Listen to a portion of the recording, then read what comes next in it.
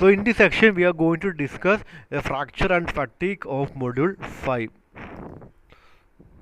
Okay. Okay, first of all we'll discuss what is fracture. എന്താണ് fracture? What is fracture? നിങ്ങളുടെ മൈൻഡിലോട്ട് വരുന്നത് എന്താ? Fracture എന്ന് കേൾക്കുമ്പോൾ എന്താ നിങ്ങളുടെ മൈൻഡിലോട്ട് വരുന്നത്? നമ്മൾ സ്ട്രെസ് സ്ട്രെയിൻ കർവ് ഒക്കെ പഠിച്ചില്ലേ ഫസ്റ്റിലെ? പഠിച്ചില്ലേ സ്ട്രെസ് സ്ട്രെയിൻ കർവ് ഒക്കെ പഠിച്ചില്ലേ മൊഡ്യൂൾ 1-നകത്ത്? മൊഡ്യൂൾ 1 സ്ട്രെസ് സ്ട്രെയിൻ കർവ് ഒക്കെ പഠിച്ചില്ലേ?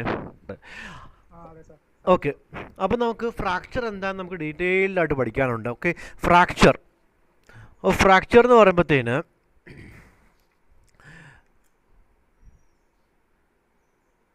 If a material is stressed beyond, നമ്മളൊരു മെറ്റീരിയലിന് ഫോഴ്സ് കൊടുക്കുന്നത് അല്ലെങ്കിൽ ഒരു ടെൻഷൻ കൊടുക്കുന്നത് അല്ലെങ്കിൽ ഒരു കംപ്രഷൻ കൊടുക്കുന്നത്, എലാസ്റ്റിക് ലിമിറ്റ് വരെ എന്ത് സംഭവിക്കും? എലാസ്റ്റിക് ലിമിറ്റ് വരെ എന്ത് സംഭവിക്കും? എലാസ്റ്റിക് ലിമിറ്റ് ഹുക്സ് ലോ എന്താണ്? ഹുക്സ് ലോ എന്താണ്?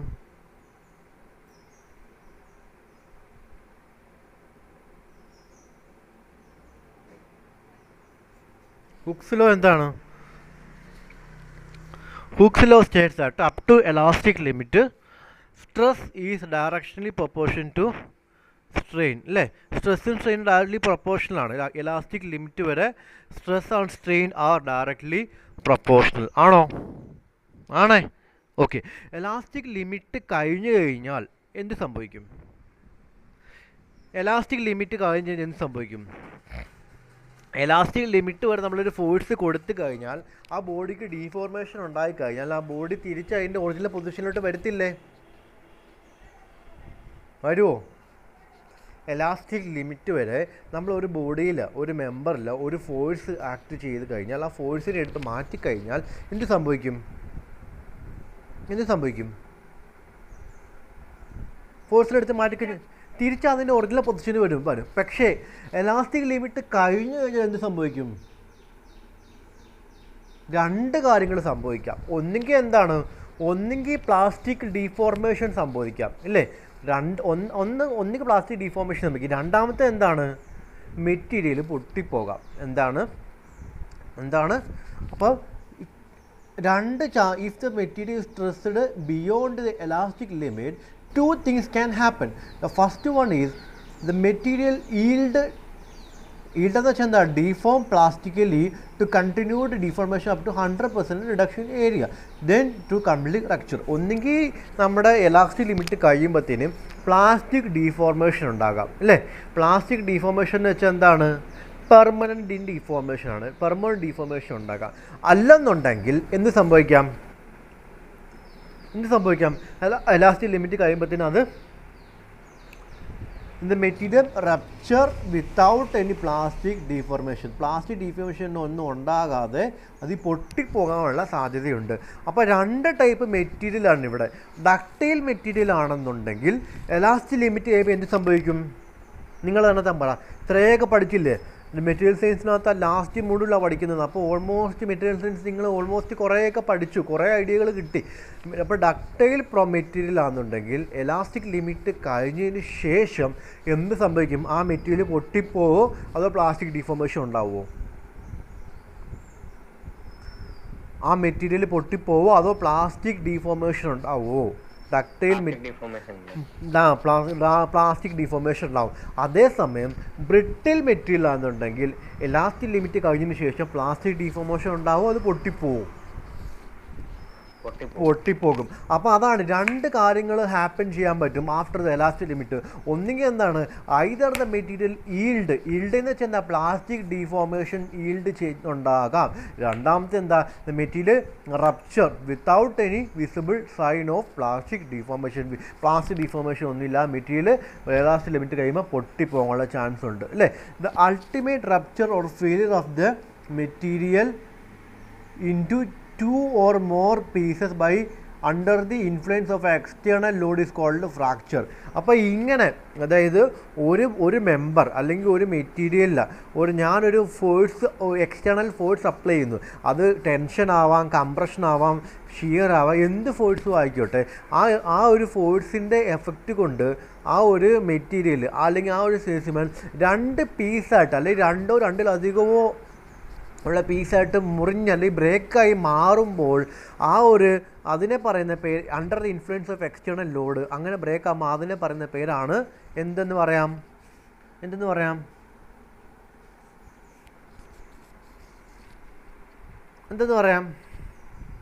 ഫ്രാക്ചർ എന്ന് പറയാം. അപ്പോൾ ഫ്രാക്ചർ എന്ന് വെച്ച് കഴിഞ്ഞാൽ ഒരു മെറ്റീരിയൽ അതിൻ്റെ എക്സ്റ്റേണൽ ലോഡിൻ്റെ ഇൻഫ്ലുവൻസ് കൊണ്ട് ഒന്നിലധികമോ പീസായിട്ട് കൺവേർട്ട് ആവുന്നതിന് പറയുന്നവരാണ് ഫ്രാക്ചർ എന്ന് പറയുന്നത്.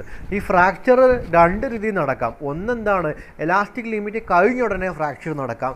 അങ്ങനെ നടക്കുവാണെങ്കിൽ ആ മെറ്റീരിയൽ എന്ത് മെറ്റീരിയലാണ്? Brittle material. എലാസ്റ്റിക് ലിമിറ്റ് കഴിഞ്ഞതിന് ശേഷം കുറച്ച് പ്ലാസ്റ്റിക് ഡിഫോർമേഷൻ ഉണ്ടായി കഴിഞ്ഞിട്ട് വീണ്ടും ഫ്രാക്ചർ ഉണ്ടാകുന്നത്. അങ്ങനെയാണെങ്കിൽ ആ മെറ്റീരിയൽ എന്ത് മെറ്റീരിയലാണ്? ഡക്റ്റൈൽ മെറ്റീരിയലാണ് അല്ലേ. ഇതാണ് ഫ്രാക്ചറിൻ്റെ. എന്താണ് ഫ്രാക്ചർ, എങ്ങനെയൊക്കെയാണ് ഫ്രാക്ചർ ഉണ്ടാകുന്നതിന് 2 ബേസിക് മോഡ്. ഇത്രയും ക്ലിയർ ആയോ? ഇത്രയും ക്ലിയർ ആയെങ്കിൽ നമുക്ക് മുന്നോട്ട് പോകാം. ഈ ഒരു മൊഡ്യൂൾ നിങ്ങൾ കാണാതെ പഠിക്കുകയേ വേണ്ട കേട്ടോ. ഒരു പോയിന്റ് പോലും കാണാതെ പഠിക്കേണ്ട കാര്യമില്ല, ബൈ ഹെർട്ട് ചെയ്യേണ്ട കാര്യമില്ല. മൊത്തം നമുക്ക് മനസ്സിലാക്കി പഠിക്കാവുന്ന കാര്യങ്ങളുള്ളൂ. മൊഡ്യൂൾ 3 മാത്രമേ ഉള്ളൂ കുറച്ചു. അത് ഈ കോമ്പോസിഷനും ടെമ്പറേച്ചറും ഒക്കെ വരുന്നതുകൊണ്ടാണ്. അത് നമ്മൾക്ക് ഓർത്ത് വെക്കാതെ നമുക്ക് വേറെ മാർഗ്ഗമില്ല, നമുക്ക് വേറെ ഓപ്ഷൻ ഇല്ല.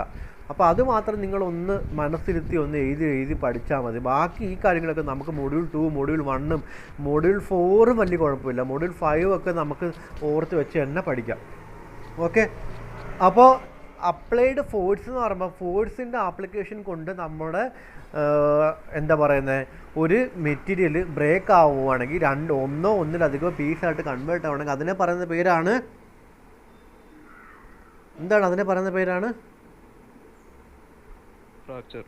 ഫ്രാക്ചർ. ഈ ഫ്രാക്ചർ എന്ന് പറയുമ്പോൾ തന്നെ 2 രീതി നടക്കാം. ഫ്രാക്ചർ എങ്ങനെ? എക്സ്റ്റേണൽ ഫോഴ്സിൻ്റെ ഇൻഫ്ലുവൻസ് ഉണ്ടല്ലേ ഫ്രാക്ചർ ഉണ്ടാകുന്നത്. അപ്പോൾ എക്സ്റ്റേണൽ ഫോഴ്സ് എങ്ങനത്തെയൊക്കെ ഫോഴ്സ് ആവാം? കംപ്രസീവ് ഫോഴ്സ് ആവാം, ടെൻസൈൽ ഫോഴ്സ് ആവാം, അല്ലെങ്കിൽ ഷിയർ ഫോഴ്സ് ആവാം. കംപ്രസീവ് ഫോഴ്സ് ആവാം, ടെൻസൈൽ ഫോഴ്സ് ആവാം, ഷിയർ ഫോഴ്സ്. പക്ഷേ ഫ്രാക്ചർ കൂടുതലും ഉണ്ടാവുന്നത് ടെൻസൈൽ ഫോഴ്സിൻ്റെ എഫക്റ്റ് കൊണ്ടാണ്. അപ്പോൾ ഇവിടെ നമ്മൾ പഠിക്കാൻ പോകുന്നത് ടെൻസൈൽ ഫോഴ്സ് കൊണ്ടുള്ള ഫ്രാക്ചർ മാത്രമാണ്. നമ്മൾ ഈ അങ്ങോട്ട് പഠിക്കാൻ പോകുന്നതെല്ലാം എന്ത് ഫോഴ്സിൻ്റെ മാത്രമാണ്?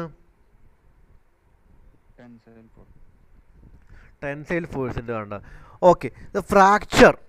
Fracture is initiated. അപ്പം നിങ്ങളെ ഇനി ഞാൻ പറയുന്ന കാര്യങ്ങൾ നമ്മുടെ ഡേ ടു ഡേ ലൈഫിലെ കാര്യങ്ങളോട് റിലേറ്റ് ചെയ്ത് പഠിക്കണം കേട്ടോ.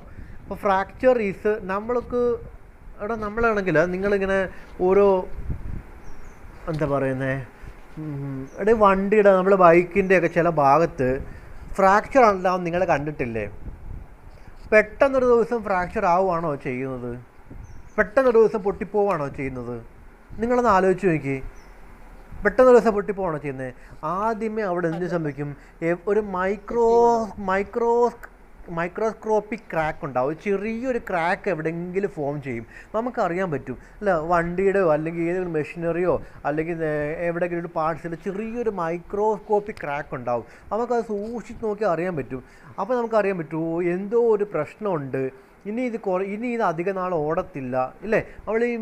നമ്മൾ പറയത്തില്ലേ ചെറിയൊരു ക്രാക്ക് ഉണ്ടായിട്ടുണ്ട്, ഇനി ഇത് പൊട്ടിപ്പോകാനുള്ള സാധ്യത വളരെ കൂടുതലാണ് എന്ന് പറയത്തില്ലേ? അപ്പോൾ fracture is initiated by some kind of imperfection ആ ഇൻപെർഫെക്ഷനെ പറയുന്നത് മൈക്രോസ്കോപ്പിക് ക്രാക്ക്.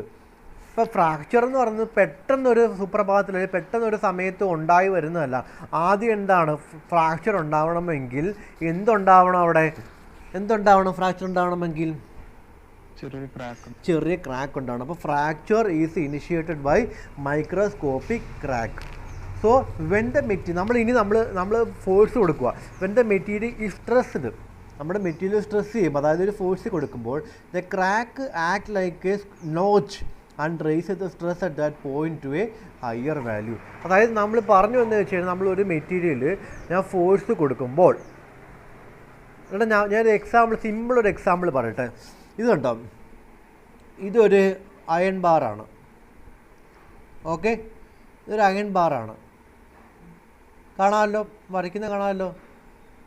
ഓക്കെ, ഇപ്പം നമ്മൾ ഇത് പുറമേ നിന്ന് നോക്കുമ്പോഴത്തേന് ഈ അയൺ ബാറിന് യാതൊരു കുഴപ്പമില്ല. ഇതിൻ്റെ കറക്റ്റ് ഡയമെൻഷനും കറക്റ്റ് എന്താ പറയുന്നത് എല്ലാ സർഫസ് ഫിനിഷും എല്ലാം ഉണ്ട്. പക്ഷേ നമ്മൾ ഇതിൻ്റെ അകത്ത് നമുക്ക് പുറമേ നിന്ന് കാണാൻ പറ്റത്തില്ല കേട്ടോ. ഇതിൻ്റെ അകത്ത് ഇവിടെ എവിടെയോ ഒരു ഇൻറ്റേർണലായിട്ടൊരു ചെറിയൊരു ക്രാക്ക് ഉണ്ടെന്നിരിക്കട്ടെ. ഇവിടെ എവിടെയോ ഒരു ക്രാക്ക് ഉണ്ടെന്നിരിക്കട്ടെ. അപ്പോൾ എന്ത് സംഭവിക്കും?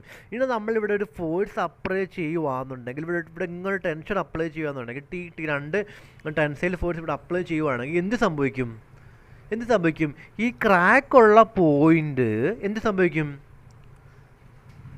സ്ട്രെസ് കോൺസെൻട്രേഷൻ അവിടെ കൂടുതൽ അവിടുന്നായിരിക്കും ഫ്രാക്ചർ സ്റ്റാർട്ട് ചെയ്യുന്നത്. കാരണം ഇതിനകത്ത് ഡിഫക്റ്റ് ഒന്നും ഇല്ലെന്നുണ്ടെങ്കിൽ പെട്ടെന്നൊന്നും ഈ മെറ്റീരിയൽ ഫ്രാക്ചർ ആവത്തില്ല. പക്ഷെ നമുക്ക് പുറമേ നിന്ന് നോക്കിയാൽ കാണത്തില്ല. ഇതിനകത്ത് എവിടെയെങ്കിലും ഒരു ചെറിയൊരു ക്രാക്ക് ഇതിനകത്ത് കാണും. അപ്പം നമ്മൾ ഫോഴ്സ് കൊടുക്കുന്ന സമയത്ത് എന്ത് സംഭവിക്കും? ഈ ക്രാക്കുള്ള പോയിന്റിന് ചുറ്റും ഉണ്ടാകുന്ന സ്ട്രെസ് എന്ന് പറയുമ്പോഴത്തേന് സ്ട്രെസ്സിൻ്റെ ഫോമിൽ എന്തുവാ സാധാരണ എന്തുവാ? Force divide by area. അപ്പം നിങ്ങൾ നോക്കിയേ, ഈ ഭാഗത്തൊക്കെ ഉണ്ടാകുന്ന സ്ട്രെസ് എന്ന് പറയുമ്പോൾ ഫോഴ്സ് ഡിവൈഡ് ബൈ ഏരിയ ആയിരിക്കും. പക്ഷേ ഈ ക്രാക്കുള്ള ഭാഗത്ത് ഒരു വിള്ളലില്ലേ?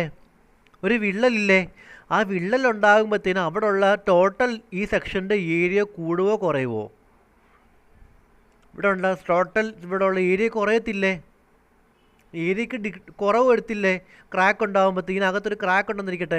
അപ്പോൾ ഈ ഒരു ക്രോസ് സെക്ഷനിലെ ഭാഗം നോക്കുമ്പോഴത്തേന് അവിടെ ഉണ്ടാകുന്ന ടോട്ടൽ ഏരിയ കുറയത്തില്ലേ? ഏരിയ കുറയുമ്പം എന്തുമായിരിക്കും അവിടെ സ്ട്രെസ്? അവിടെ ഏരിയ കുറയുമ്പോൾ എന്ത് സംഭവിക്കും?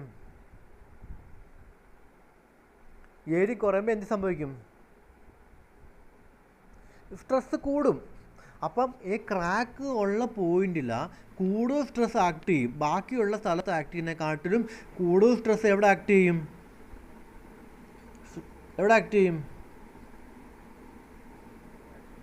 ഞാൻ പറഞ്ഞ മനസ്സിലായില്ലേ? ഇതാണ് നമ്മുടെ ഒരു അയൺ ബാറ. അപ്പോൾ ഇപ്പം ഞാൻ ഇങ്ങോട്ടൊരു ഫോഴ്സ് കൊടുക്കുന്നു.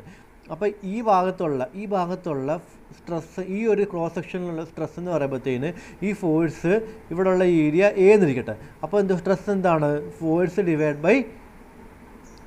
By area. ഇനി ഇവിടെ ഇങ്ങോട്ട് മാറിയപ്പോൾ ഇവിടെ ഒരു ക്രാക്ക് ഉണ്ട്.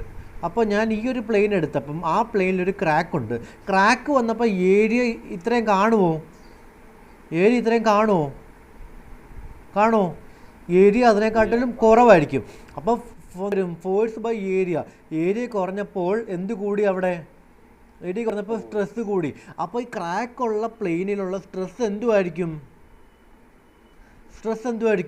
കൂടുതലായിരിക്കും. അപ്പോൾ അവിടെ കൂടുതൽ സ്ട്രെസ് ആക്ട് ചെയ്യുമ്പം എന്ത് സംഭവിക്കും? ആ ക്രാക്ക് വളർന്ന് വലുതാവാൻ തുടങ്ങും.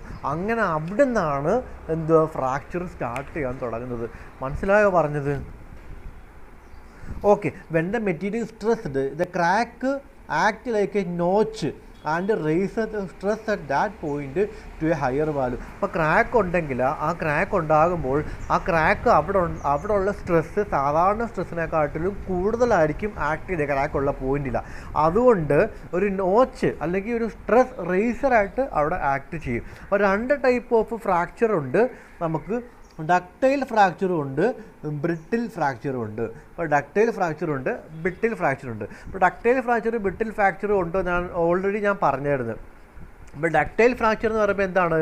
എലാസ്റ്റിക് ലിമിറ്റ് കഴിഞ്ഞിട്ട് ഉടനെ തന്നെ പൊട്ടിപ്പോകുന്നതാണ് ബ്രിട്ടിൽ ഫ്രാക്ചർ അല്ലേ?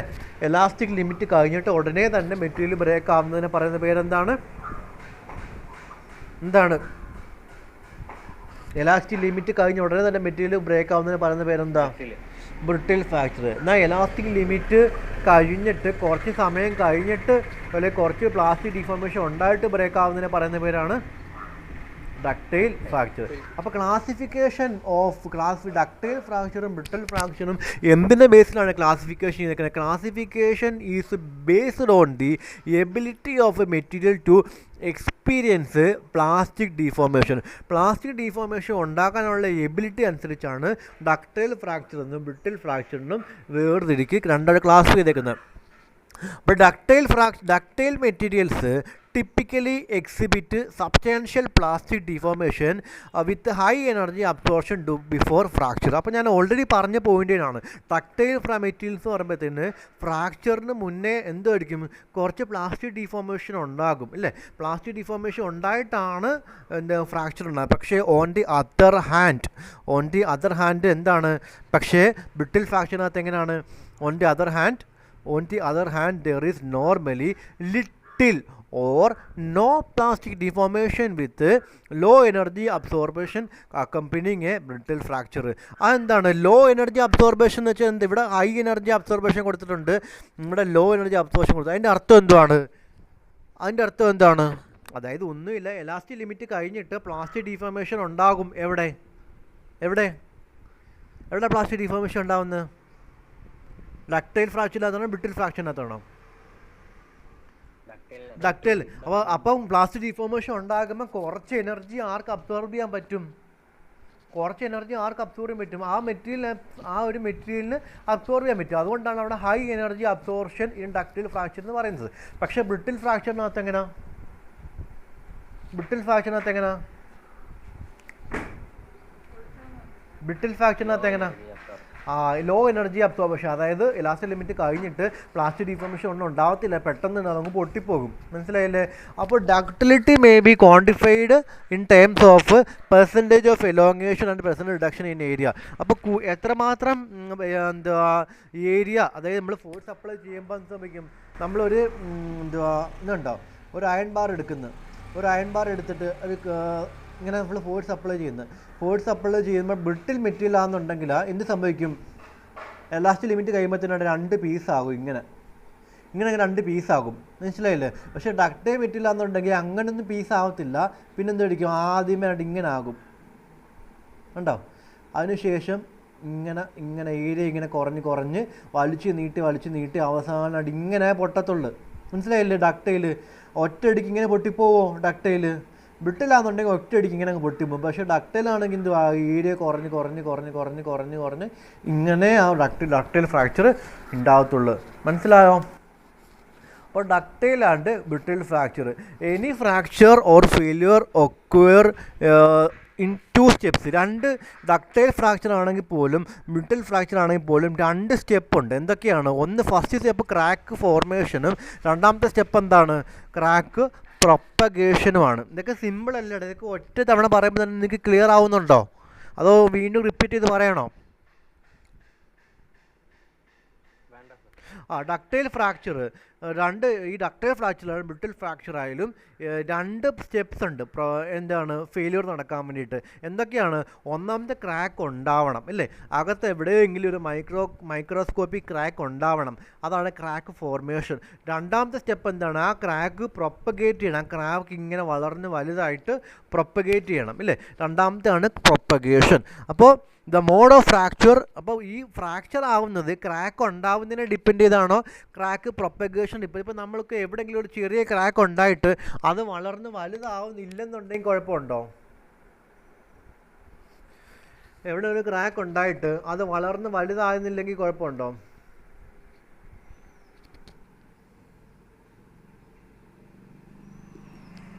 ഇല്ല.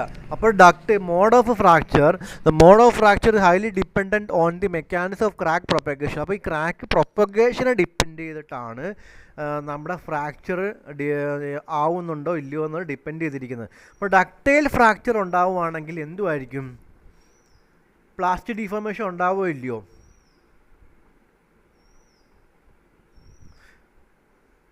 ഡക്റ്റൈൽ ഫ്രാക്ചർ ആണെന്നുണ്ടെങ്കിൽ പ്ലാസ്റ്റിക് ഡിഫോർമേഷൻ ഉണ്ടാവുമോ ഇല്ലയോ? അപ്പോൾ അത് തന്നെയാണ് ഇവിടെ പറയുന്നത്. Ductile fracture is characterized by extensive plastic deformation in the vicinity of advancing crack and the process proceeds relatively slowly as the crack length is extended. അപ്പോൾ ഡക്റ്റൈൽ ഫ്രാക്ചറിനകത്ത് 3 ഇമ്പോർട്ടൻറ്റ് പോയിന്റ്സ് എന്താണ്? First one extensive plastic deformation അല്ലേ. Second point എന്താണ്? Slow crack propagation. അതായത് extensive plastic deformation ഉണ്ടാവും, പിന്നെ അങ്ങനെ പെട്ടെന്നൊന്നും failure ഒന്നും ഉണ്ടാവത്തില്ല, പിന്നെ എങ്ങനെ ആയിരിക്കും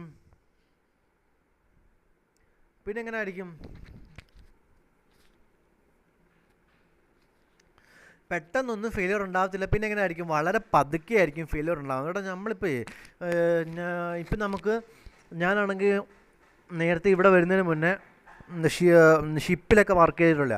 അപ്പോൾ അവിടെ നിൽക്കുമ്പോഴത്തേന് ഈ ഒരു സംഭവം ഭയങ്കര ഇമ്പോർട്ടൻ്റ് ആണ്. അതായത് ഈ ഒരു ക്രാക്ക് പ്രൊപ്പഗേഷൻ.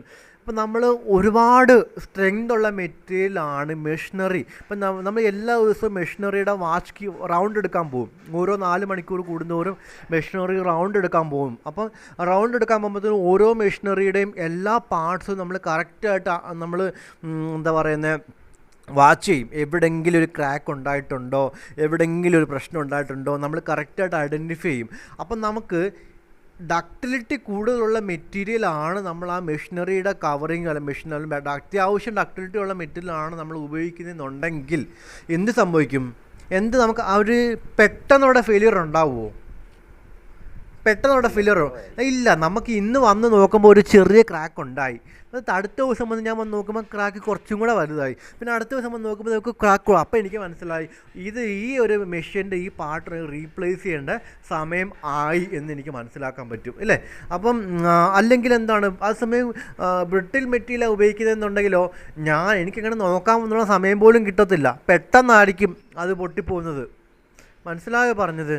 എനിക്ക് അങ്ങനെ ഒന്ന് നോക്കിയിട്ട് ഇത് മാറണം, ഇല്ലെങ്കിൽ ഇത് ഈ ഒരു പാർട്ട് റീപ്ലേസ് ചെയ്യാനുള്ള സമയമായി എന്ന് എനിക്ക് പറയാൻ പോലുള്ള സമയം കിട്ടത്തില്ല.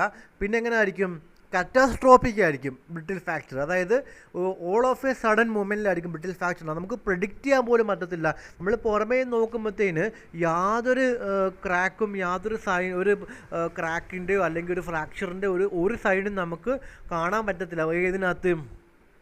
ഏതിനകത്താണ് കാണാൻ പറ്റത്തെ?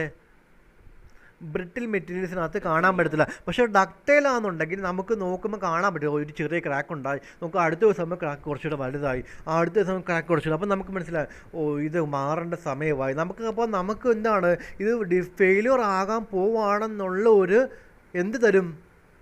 ഒരു സിഗ്നൽ തരും, അല്ലേ? ഇത് ഫെയിലിയർ ആവാൻ പോവാണ്, ഈ ഒരു പാർട്സ് റീപ്ലേസ് ചെയ്യണം എന്നുള്ള സിഗ്നൽ തരും. പക്ഷേ മെറ്റൈനകത്ത് എങ്ങനെയാണ്? അങ്ങനെ ഒന്നും നമുക്ക് അറിയാൻ കൂടി പറ്റത്തില്ല. ഓൾ ഓഫ് എ സഡൻ പെട്ടെന്നൊരു ദിവസം ഫെയിലായി പോകും, നമുക്കിത് ഐഡൻറ്റിഫൈ ചെയ്യാൻ പോലും പറ്റത്തില്ല.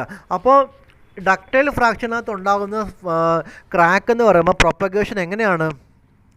ക്രാക്ക് പ്രൊപ്പഗേഷൻ എങ്ങനെയാണ്? സ്ലോ ആണ്, അല്ലേ? വളരെ പതുക്കെയാണ് അപ്പോൾ ഡക്റ്റൈൽ ഫ്രാക്ചറിനകത്ത് ഉണ്ടാകുന്ന ക്രാക്ക് എന്ന് പറയുമ്പോഴത്തേന് സ്റ്റേബിളാണ്. എന്താണ്?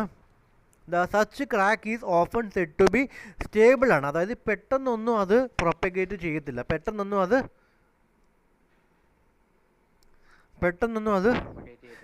ചെയ്യത്തില്ല. കുറച്ച് സമയം എടുത്ത് പതുക്കെ അത് പ്രൊപ്പഗേറ്റ് ചെയ്യത്തുള്ളൂ. അപ്പോൾ ഇറ്റ് റെസിസ്റ്റ്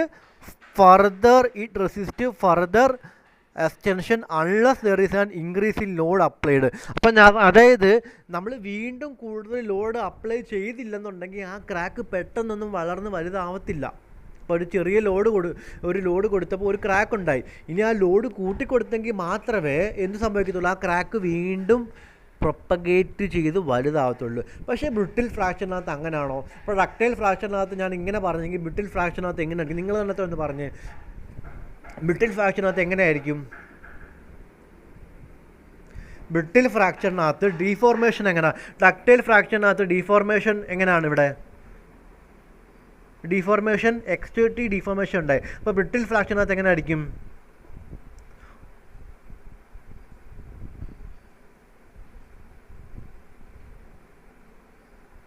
പറ. ബ്രിട്ടിൽ ഫ്രാക്ചറിനകത്ത് എങ്ങനെ ആയിരിക്കും?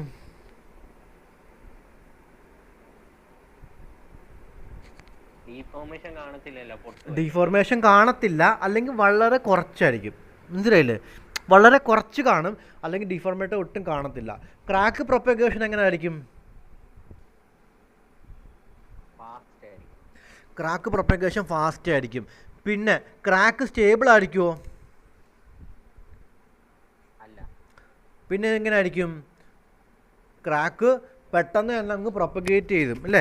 അപ്പോൾ ബ്രിട്ടിൽ ഫ്രാക്ചറിനകത്ത് ഇത് crack may spread rapidly with very little accompanying past deformation. അതായത് ക്രാക്ക് പെട്ടെന്ന് സ്പ്രെഡ് ആകും.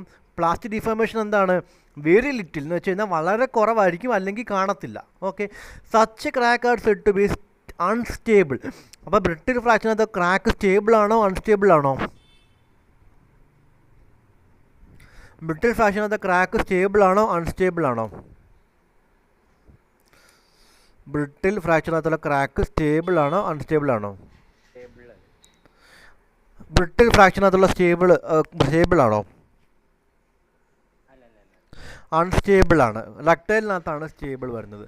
അപ്പോൾ ബ്രിട്ടിലിനകത്ത് അൺസ്റ്റേബിൾ ആണ്. ആൻഡ് ഇത് അൺസ്റ്റേബിൾ ആകുമ്പോൾ എന്ത് സംഭവിക്കും? ഇത് ക്രാക്ക് പ്രൊപ്പഗേഷൻ തുടങ്ങിക്കഴിഞ്ഞ് കഴിഞ്ഞാൽ പിന്നെ നിൽക്കത്തില്ല. പിന്നെ once started it will continue spontaneously without an increase in the magnitude of apply stress. നമ്മൾ കൊടുത്തിരിക്കുന്ന സ്ട്രെസ്സിൻ്റെ മാഗ്നിറ്റ്യൂഡ് കൂട്ടിയില്ലെങ്കിൽ പോലും ഒരു പ്രാവശ്യം ക്രാക്ക് പ്രൊപ്പഗേറ്റ് സ്റ്റാർട്ട് ചെയ്ത് കഴിഞ്ഞാൽ ക്രാക്ക് പ്രൊപ്പഗേറ്റ് ചെയ്ത് സ്പോണ്ടേനിയസ് ആയിട്ട് തന്നെ അവിടെ ഫ്രാക്ചർ ഉണ്ടാകും. ഓക്കെ അല്ലേ?